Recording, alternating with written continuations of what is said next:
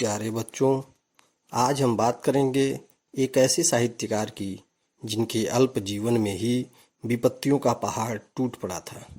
जी हाँ, सबसे पहले जिनके सर से माता पिता का साया उठ गया, उसके पश्चात बड़े भाई की मृत्यु, तत्पश्चात एक एक कर तीनों पत्नियों की मृत्यु और अंत में एक छोटा भाई था, उसका भी असमय देहांत हो गया। मृत्यु का तांडव यहीं नहीं रुका, उसने उस साहित्यकार की भी जीवन लीला मात्र 48 वर्ष की उम्र में समाप्त कर दिया।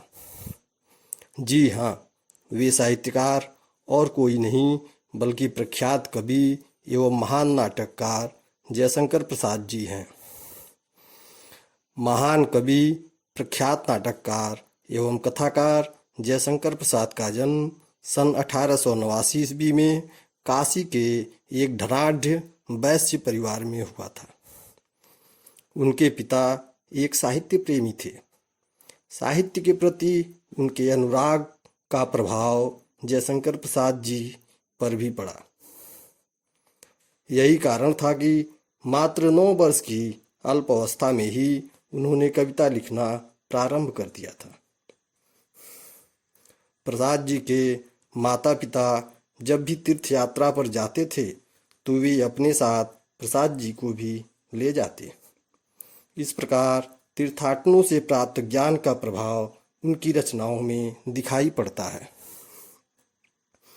बाल्यावस्था में ही उनके माता पिता की मृत्यु हो जाने पर घर की सारी जिम्मेदारी उनके बड़े भाई शंभुनाथ जी पर आ पड़ी।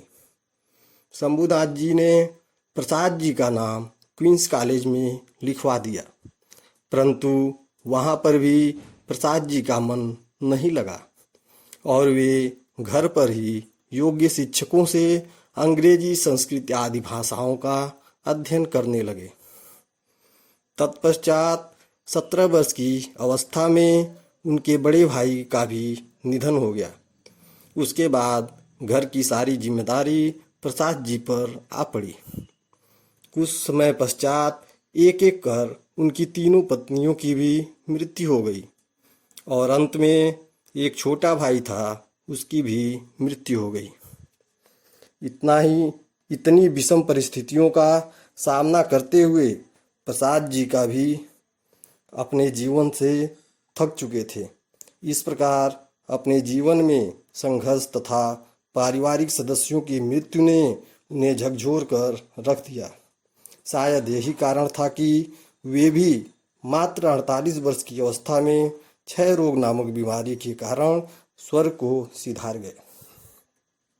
बच्चों, अब हम बात करेंगे उनकी महत्वपूर्ण कृतियों के बारे में।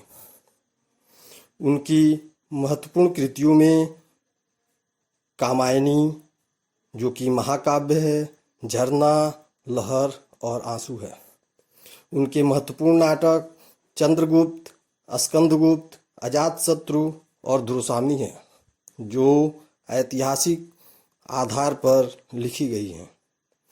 उन्होंने अपने जीवन में मात्र 3 उपन्यास लिखे, जिनका नाम कंकाल, तितली और इरावती है। उनका इरावती उपन्यास अपूर्ण था। उनके कहानी संग्रह आकाशदीप, छाया, प्रतिध्वनि, इंद्रजाल है।